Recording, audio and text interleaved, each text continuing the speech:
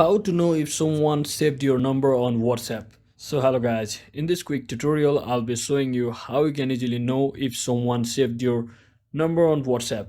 So first thing, simply head over to your WhatsApp application and just make sure you can view that person particular profile picture.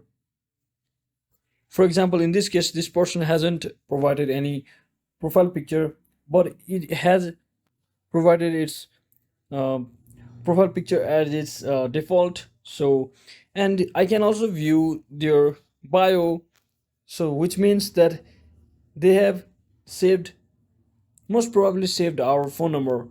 But if you can't find that particular person, when you, for example, when you send some message to them just like this, and there will be appearing a option or warning like message, caution like message at this section at the top of your chat, which will be saying like add to contacts or something like that for them. So if they have added you on their contact list, that option should not be visible to both of you.